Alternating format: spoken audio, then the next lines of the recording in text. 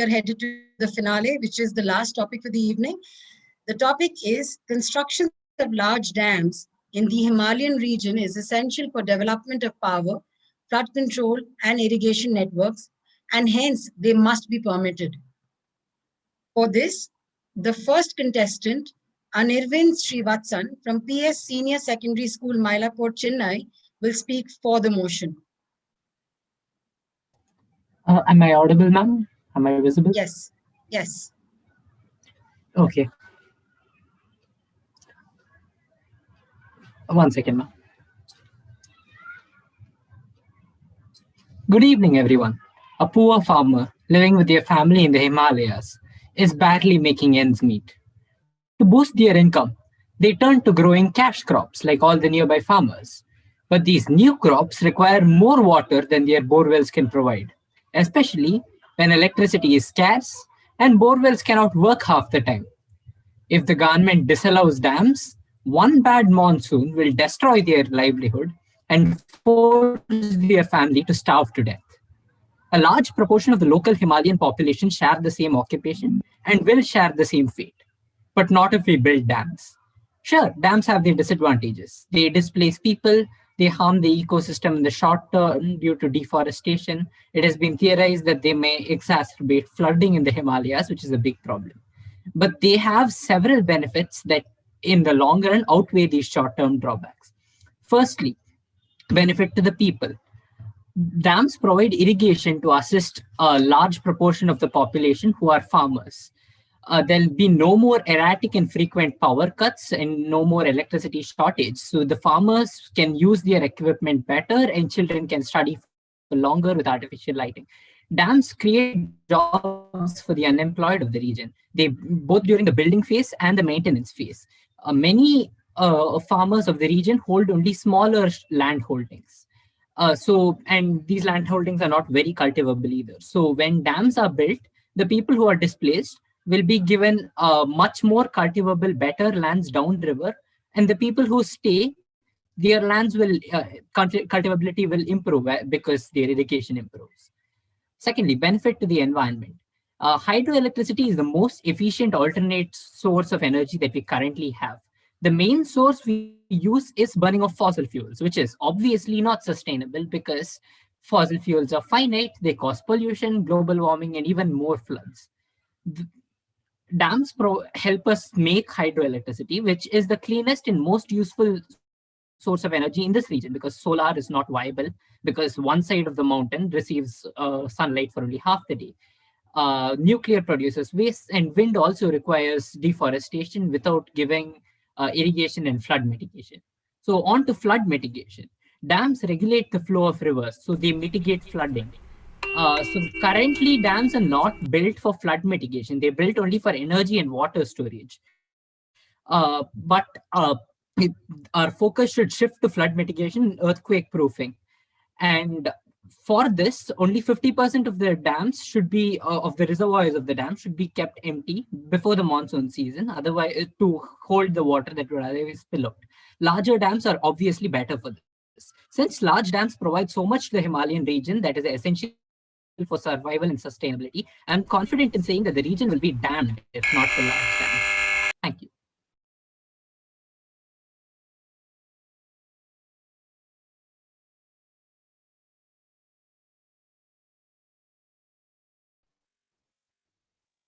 Thank you.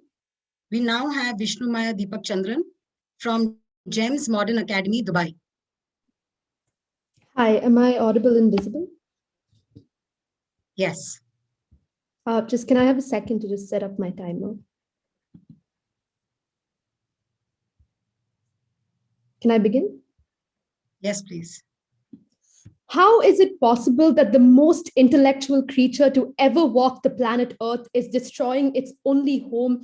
Jane Goodall once asked. On side opposition, I firmly believe that the construction of large dams in the Himalayas must not be permitted. And I'll be proving this to you by presenting 3 key reasons over the course of my speech.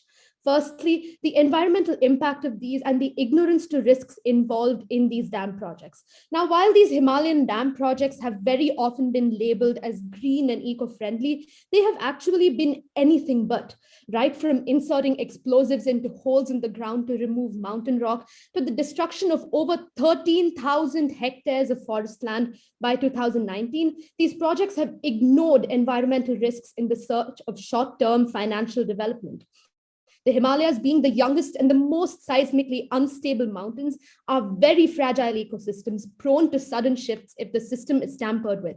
Now, while these risks have been simply neglected as necessary trade offs, they have led to significant damage to nature in the form of affecting CO2 concentration in the environment, the natural flow of rivers, and causing the death of thousands of people in landslides and flash floods.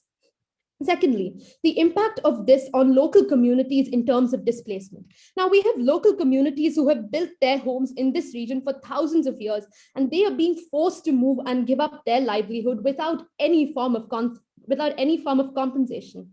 In some cases, for example, in Himachal Pradesh, common resources such as forests and pastures are affected, their homes and possessions are destroyed, and they are left vulnerable to waterborne diseases, directly impacting their livelihoods. Now, where these communities used to have a flexible relationship with the annual and seasonal river flooding patterns for farming, they are now forced to be irrigation dependent, and their lands are left flash flood prone. Thirdly, why Himalayan dams are non-efficient and financially unviable, and how alternatives serve the purpose better. Now, while they've been portrayed as essential for power supply, the Himalayan dams have actually been anything but efficient. Firstly, since water supply in India is highly dependent upon monsoon changes, dam resources in the Himalayas, which are so expensive to implement, lie unused for vast stretches of the year. Secondly, according to the CEA, most Himalayan dam projects have cost overruns as high as 200% and delays of over 13 years due to the restrictions that are involved in these constructions. These large dams are likely to become stranded assets because no one is willing to purchase power at the high rate required to compensate construction costs. Thirdly, the IRENA reports that solar and onshore wind are among the cheaper and more efficient clean energy sources compared to hydropower. For example, India's annual solar potential alone is sufficient to power India thrice over annually. With all this in mind, it is apparent that the Himalayan dam projects are not only inefficient in achieving their goals, but also do not comply with India's hope to achieve a more sustainable economy and a sustainable future. For these reasons, this motion cannot stand. Thank you.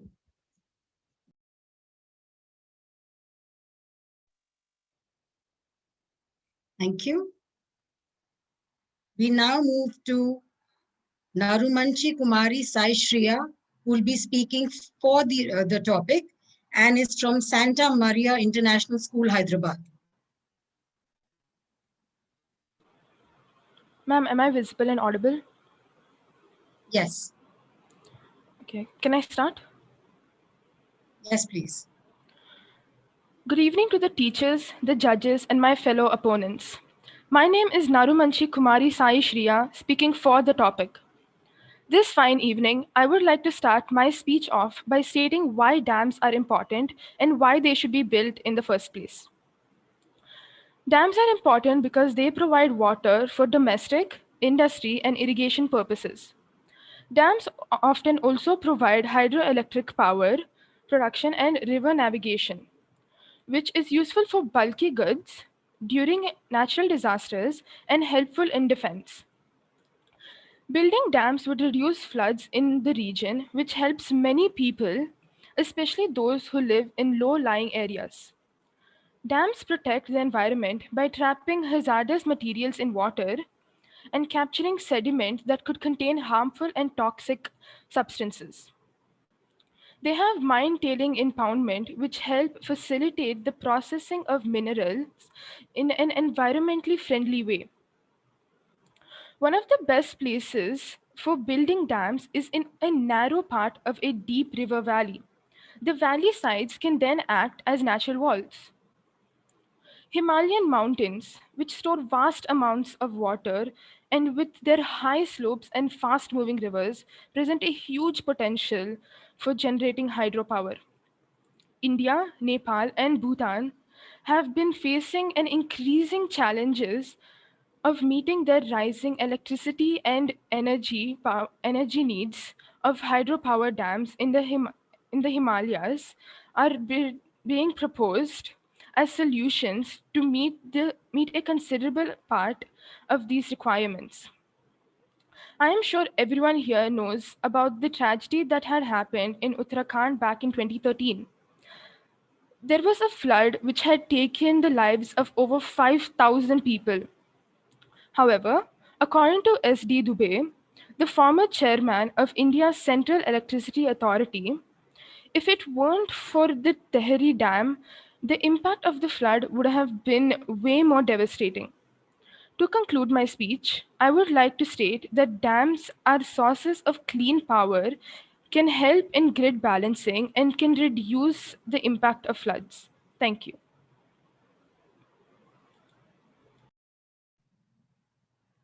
Thank you.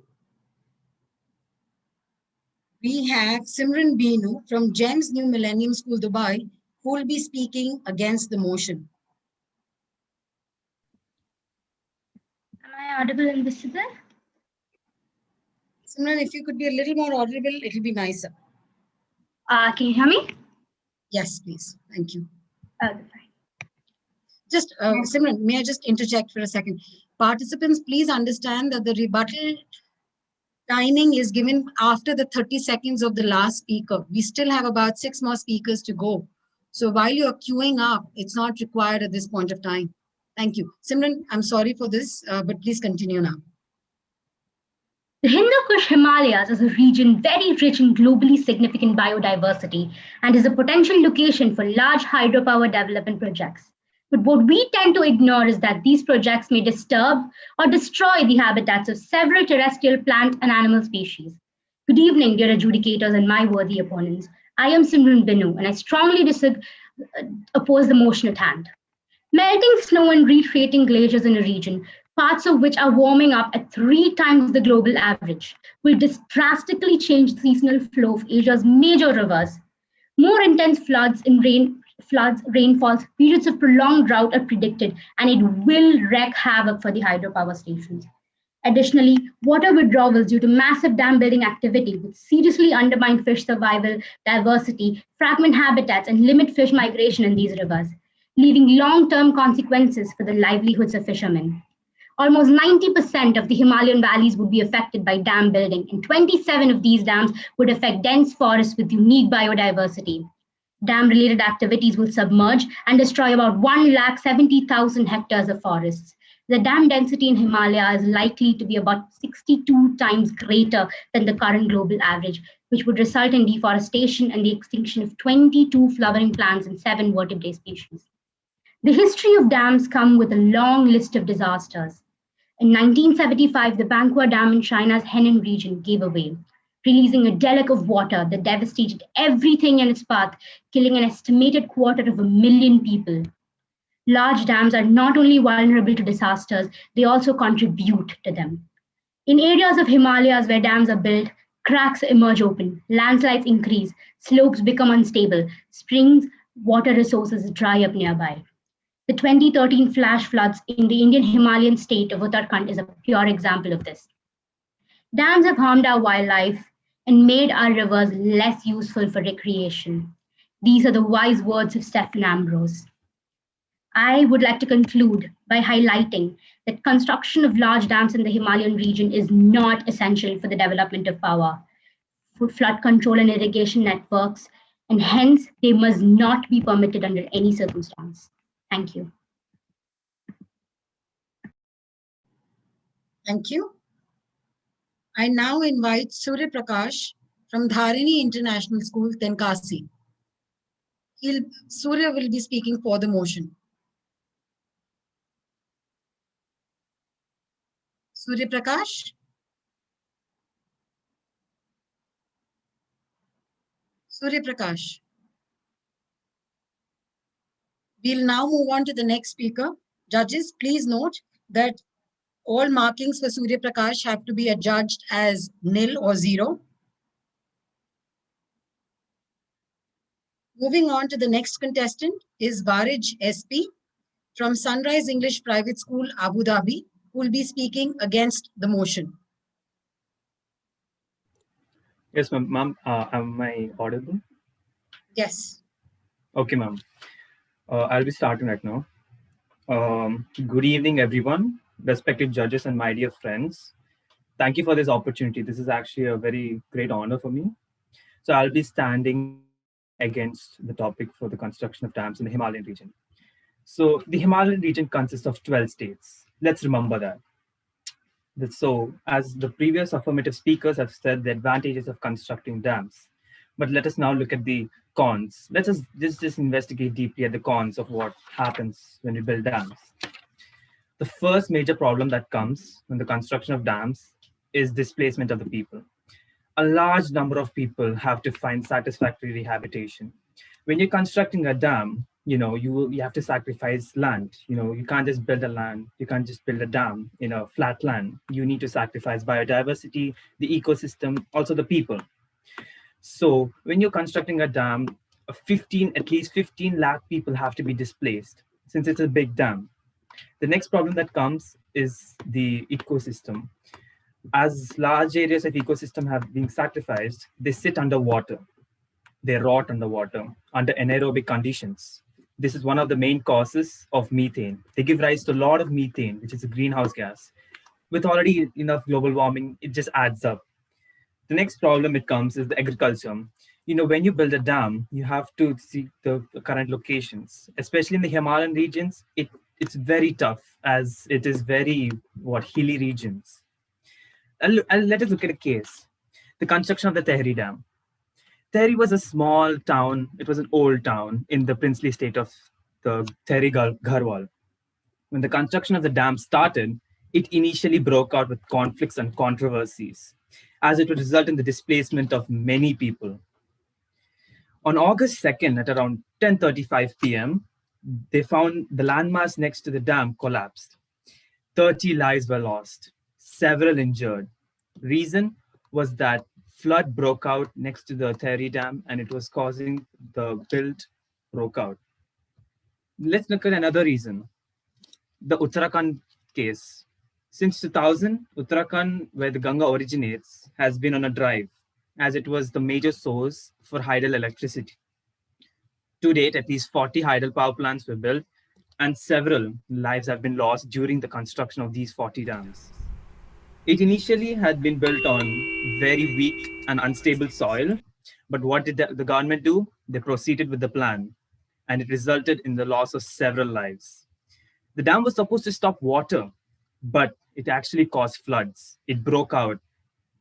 So this adds on to another reason why construction of dams in the Himalayan region should be opposed. Thank you.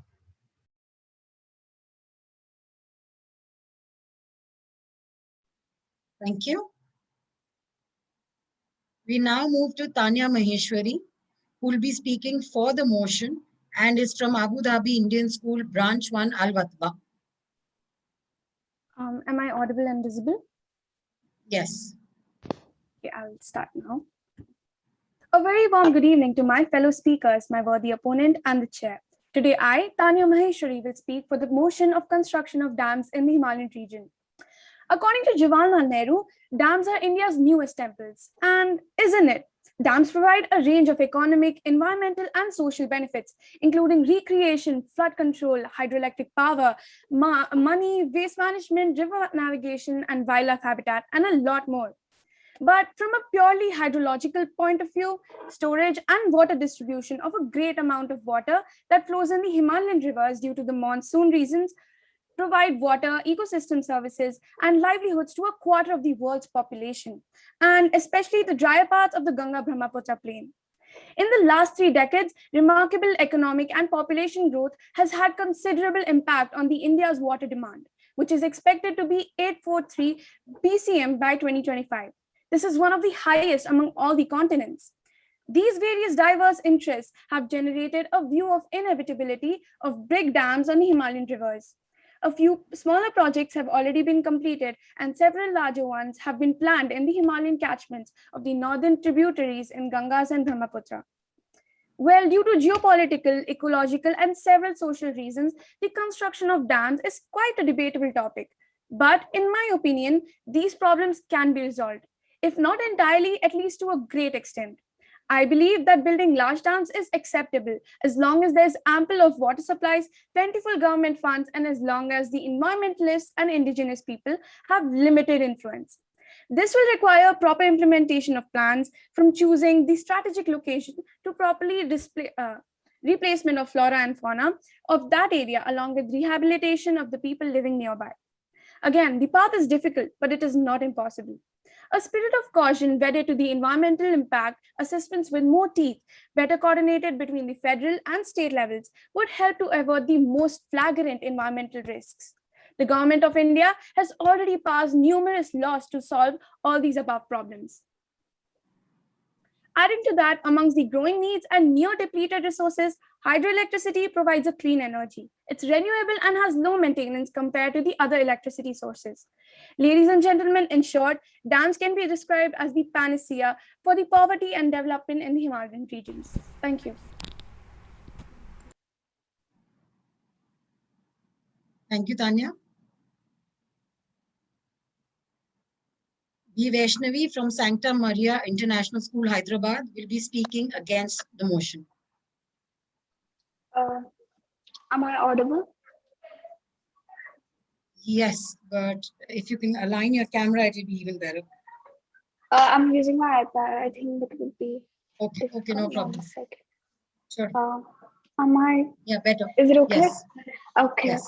So we have overestimated the hydropower power stations and potential in the region and underestimated the cost. So I'm B. Vaishnavi of Santa Maria International School would be speaking against the motion. So risk of building the dams in the Himalayan region is manifold, and that has again been emphasized during Nepal earthquake 2015. It showed that many hydropower projects in Nepal were wiped out by moving debris. So the demand for the energy has risen significantly and quickly, leading to serious impact on the environmental sustainability and hindering the global efforts to mitigate the climate changes. So also these kind of projects is a source of noise pollution, waterlogging, soil erosion, and it also deteriorates the water quality as well. So not only it affects the ecosystem, it also affects the people residing in the village and towns nearby. So they have to be relocated and the livelihood is disrupted. So as mentioned earlier, all these strong resistance to such projects further hindered the hydropower development in the region. But saying that the most vulnerable impact of these projects are displacement of local people, and the communities are also disrupted. So speaking about the tectonic activities in Himalayan region also affects the dam so much, because Himalaya itself is very young mountain system and is prone to landslides, and as you know, the climate change melting in the glacial ice is also very big disadvantage to build a dam there. So this can make the entire area prone to such kind of disasters. So it's a growing debate in India for constructions of such multi functional dams. So I would ask you the question: should we be compromising the integrity of Himalaya for such a project? Thank you, ma'am. Thank you. Now we have Fareen Faisal, who is the last speaker for the topic and is from Abu Dhabi Indian School, Branch 1, Al Watba. Am I visible and audible?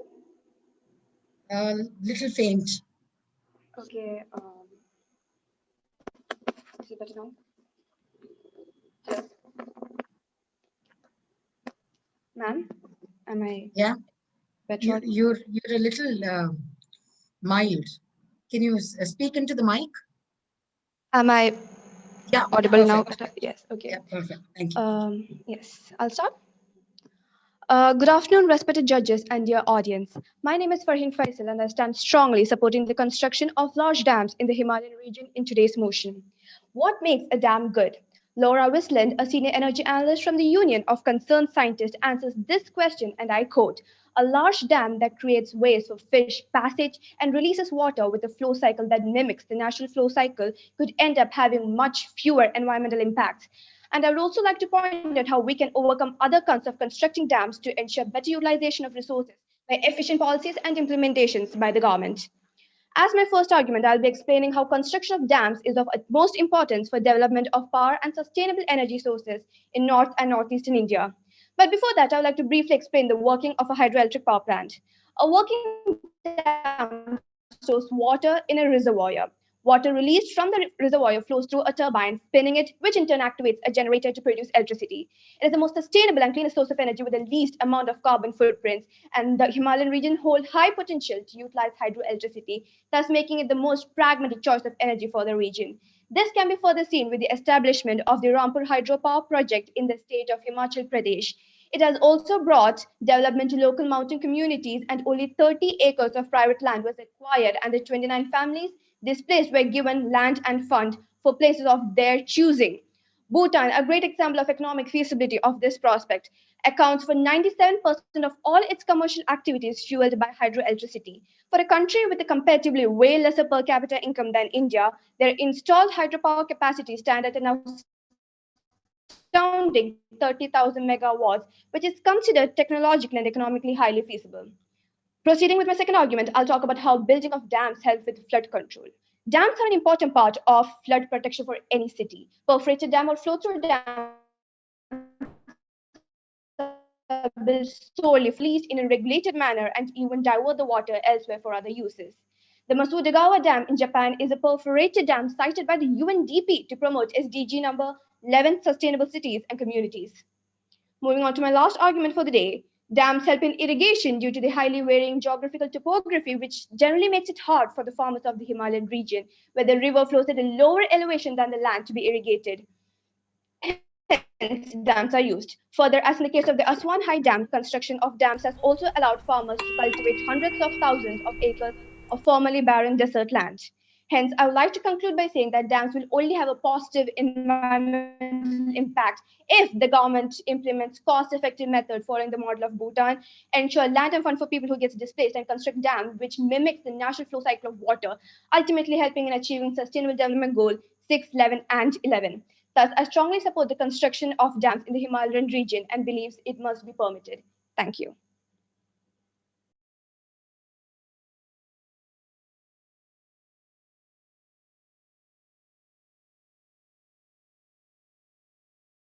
Thank you. We now move to the last speaker for the evening and for the topic, who will be speaking against the motion. The speaker is Adrik Unni from GEMS New Millennium School, Dubai. Am I audible and visible? Yes. Okay. 3, 2, 1. Panel. My name is Advikani, and the motion before us debaters here today is that the construction of large dams in the Himalayan region is essential for the development of power, flood control, and irrigation, and hence must be permitted. And I oppose this motion. Firstly, I agree that dams have its benefits, but as the motion says, is it really essential? Now, in this speech, I'm going to address both the economic and environmental aspect of the motion, and thus addressing both sides of the coin. Now, starting with the ecological aspect. Number one, when you build dams, what you do is you submerge the vegetation under those dams, which rot under anaerobic conditions to produce methane, which is 20 times more potent than CO2 when it comes to greenhouse effect. So in essence, what you're doing is you're paying your tax money to the government, and they're using this tax money to build these dams. So closing the loop, you are essentially paying valuable tax money to the government to destroy the environment by building these dams. Now, secondly, global warming. Now, the glaciers melt in slabs because of global warming. Sometimes thick ice sheets can come crashing down and destroy the dams. A 2019 study by Columbia University found that Himalayan glaciers are melting at twice the rate they were just 2 decades back. To give an example of a month back in Uttarakhand, not the 2013 disaster, The flood due to the global warming results left the Rishi Ganga hydroelectric power plant almost entirely buried under mud and ice. Now, disasters of this kind are becoming more frequent in the Himalayan region. Now, according to the Scientific American, more than 600 dams have been built or are in some stage of construction or planning in the geologically active Himalayan mountains, but are not designed to withstand the worst earthquakes that could hit the region, according to seismologists and civil engineers. Now, should any of these structures fail, reservoirs as large as lakes could empty onto downstream towns and cities. Now, for example, according to the Scientific American, a collapse of the Tehri Dam in the central Himalayas, which sits above a fault, may I remind you, would release a wall of water about 200 meters high, slamming through two towns. In total, the flooding would affect 6 urban centers with a combined population of 2 million people.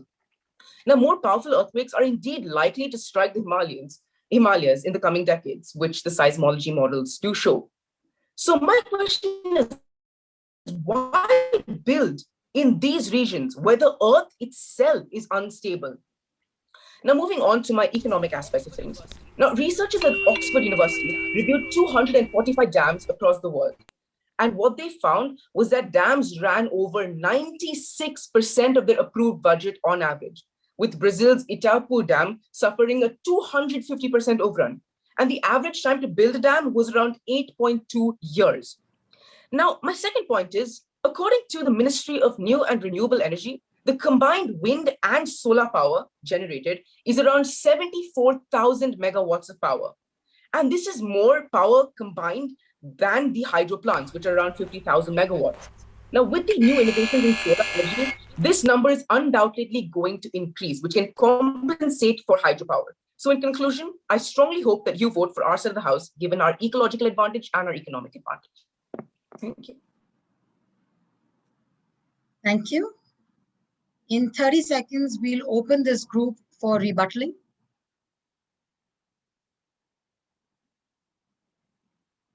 Ma'am? Yes. Will the rebuttals that have already been requested be considered? Yes. But if in case anyone wants to add or withdraw, please feel free.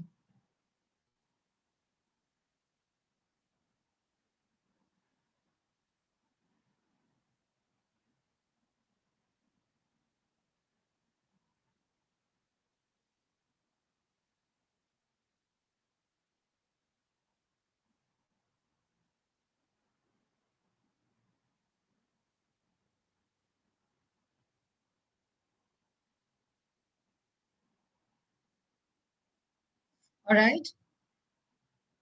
Once again, all participants must keep their cameras on. The first rebuttal is from Anirvin Srivatsan.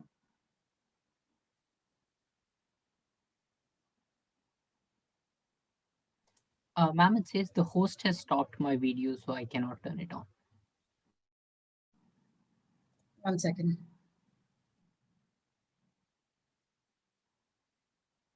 Give me a second, Anirvin.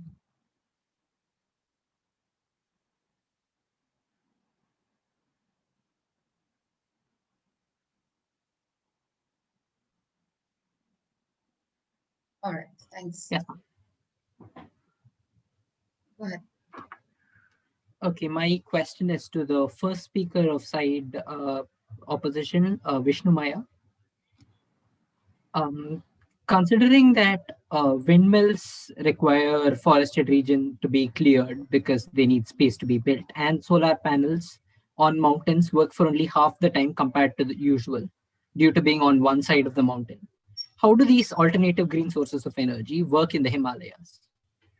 All right. So essentially, firstly, most power that is produced in a particular region is not just used in the direct surrounding radius. Power is transported, power is exported overseas, and therefore, even assuming that that is the case, we need to understand that the case that I had mentioned was for the viable, non-destructive building of solar plants and actually onshore wind plants, not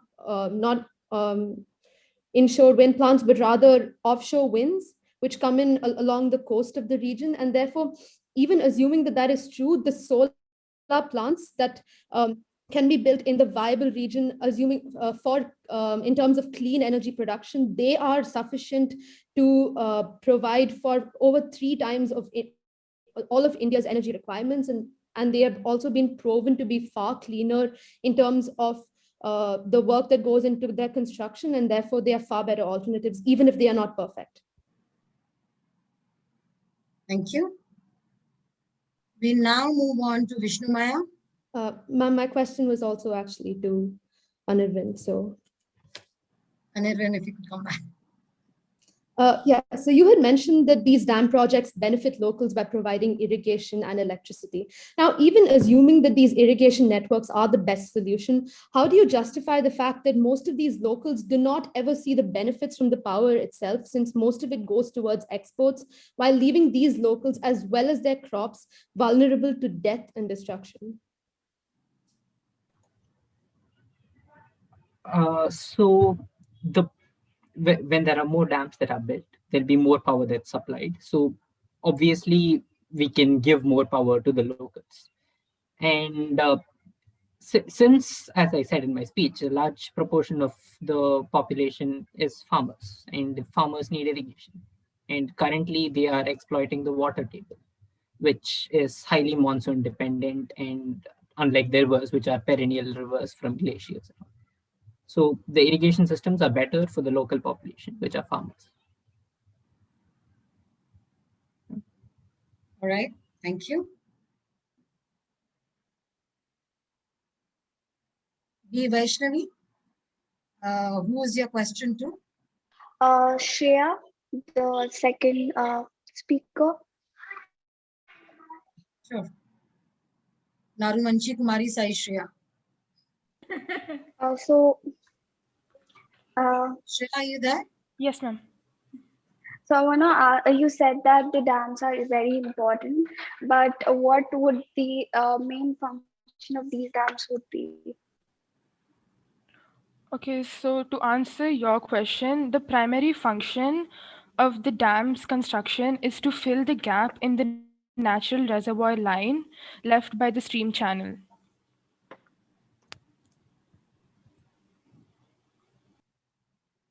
All right, thank you.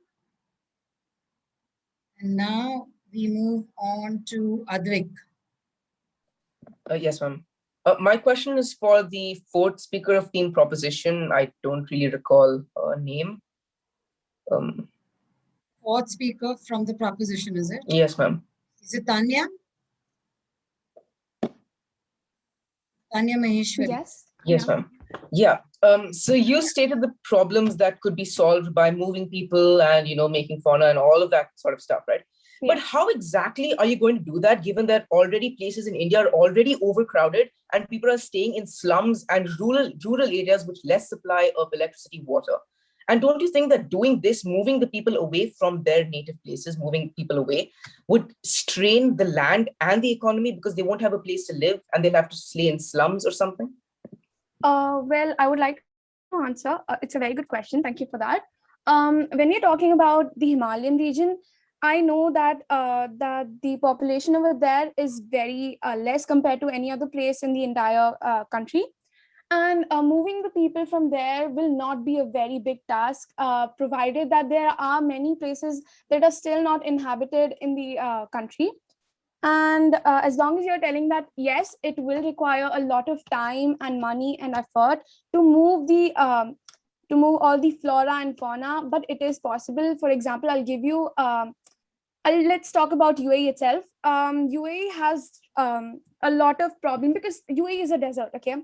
And you know that you cannot grow a lot of vegetation here. That is why they import plants and date palms, trees, everything from the other countries. So if we don't have enough place to secure all those plants in our own country, why not give it to the other countries? Because giving plants is not a bad thing. I think, giving plants will not make a burden on any other country. I hope that answers the question. Thank you. We now move to Narumanchi Kumari Sai Shreya.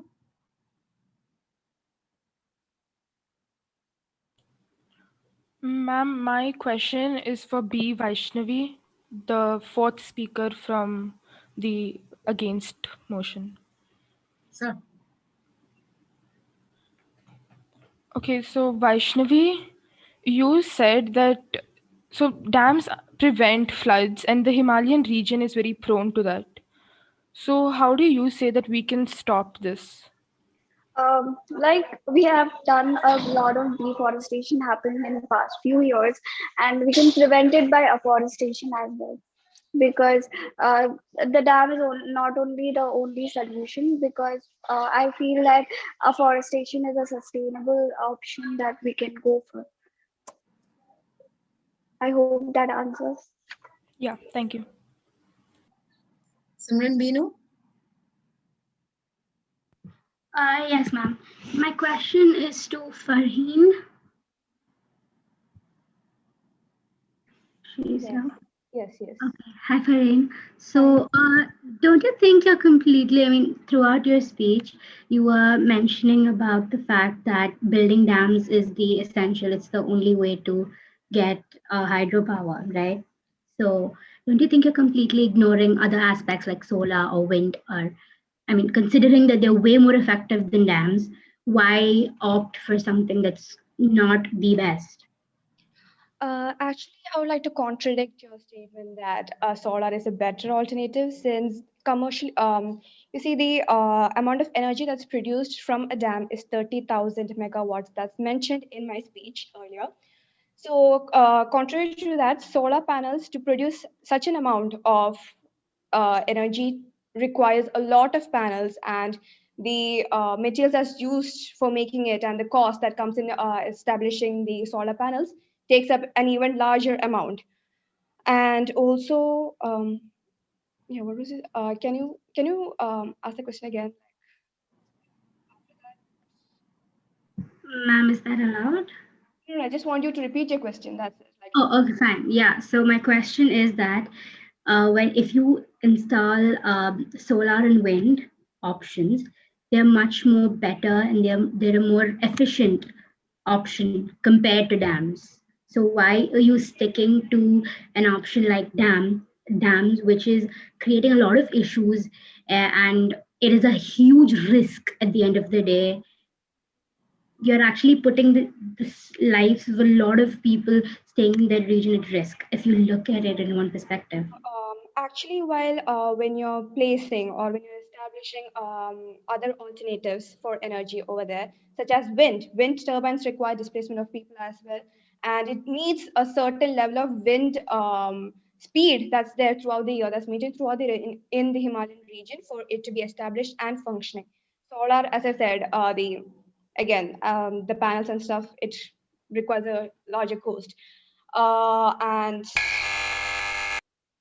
yes, thank you. Your rebuttal time is over, guys. Thank you. Now we have Tanya Maheshwari. Hello once again. I would like to ask my question to speaker one from the opposition. Yes. So as you said, some of the problems that were related to why we should not build a dam was because Himalayas obviously is a rocky region, and if we have to build a dam, we have to remove a lot of rock from that, and then there'll be a lot of deaths, as you mentioned. Some of the numbers, I guess. Well, let me give you some of the data that I found. Is that the deaths that are related to coal mines, because that is one of the leading ways of how to generate electricity. Am I right? So 13,000 people in US are killed, 23,000 people in Europe, and 1,15,000 people in India are killed due to only coal mines and their problems. Next, the cost, as you said, it is very costly. Let me give you the cost. $1 billion to make coal mines, $1.36 million for 1 megawatt for solar farms, and only $2 billion.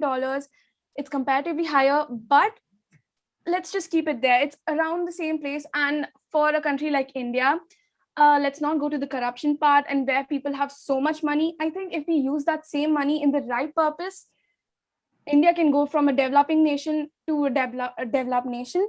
And also that it only, one second. Yeah, okay. So basically my question is, how do you think any other alternative is the answer to the needs in the Himalayan region? All right. So firstly, just to tackle what you said, I didn't mention anything about coal nowhere during my speech. Have I mentioned that coal is a better option? Yes, coal also does have significant costs associated with it. Hydel projects have significant costs. I'm not saying that either of these are good options, and therefore we must ignore both of these. And during my speech, I did present two other alternatives which have been suggested as far cleaner, far cheaper, far less environmentally destructive, which are the solar power plants as well as the onshore wind plants. And both of these have been proven by the IRENA, which is the International Renewable Energy Agency, to be viable in India and have been proven to actually support more than 3 times all of India's energy requirements just using the sustainable methods of building these projects, and also recognizing the fact that they're far cheaper. Thank you. Thank you. Now we have Fareen Faisal. My question is towards Simran. Yes. Okay, so what evidence do you have that irrigation, you did mention that in your speech that irrigation is harder for agricultural purposes with the construction of dams. So what evidence do you have regarding it, especially when agriculture actually flourishes under dams, construction of dam with better irrigation? I did not speak about irrigation in my speech. No, you did regarding agriculture purposes in the I did not speak dam. about agriculture. I spoke about dam density and I spoke about the fact that hectares of forests will be destroyed. I did not speak about agriculture. But if you can repeat your question, I can answer it. Okay, so my question was, what evidence do you have that irrigation is harder for agriculture purposes with the construction of dams, especially when clearly agriculture flourishes under better irrigation? So, when dams are constructed, people are basically asked to shift from the places where they live in. So maybe sometimes farmers might have a place, and then the dams are constructed there. So the entire family, they have to shift, right? So the farmers or the farmers' livelihood, that is basically in that region. But now they're asked to be adapted and accustomed to an absolutely new place. And they might do it well, they might not do it well. But in case they don't do it well, the farmer's livelihood is at risk there. Why keep that uncertainty? All right. Thank you. Varij, you're the last participant to have a rebuttal. You're Yes, on mute, ma'am. Varij. Ma'am, my question is to the second speaker. Second speaker, that is Narumanchi Kumari Sai Shriya. Yes, ma'am. All right. Shriya? Yes, ma'am. Ma'am, can I ask my question? Yes. So in your speech, you have mentioned the Uttarakhand, the flood disaster, and how the Theri Dam stopped the further disaster. But being the dam one of the causes of the flood, how will you justify that this actually won't lead to more problems like flood problems? See, I'm not saying that it couldn't lead to problems. It might, but according to this SD Dubey, he was the one that suggested that because of the dam, the devastation was lesser. So I'm not saying that the flood would have reduced because the dam is there. The flood would have probably not reduced, but the fact that the dam was there, it reduces the flood, because I have mentioned that it reduces floods as well. I hope that answers your question. Yes. Yeah. All right. Thank you. Thank you. With this, we come to the end of our arguments for all the topics. Thank you so much, participants. All of you did extremely well. And we are delighted to have all of you participate in our first ever War of Words.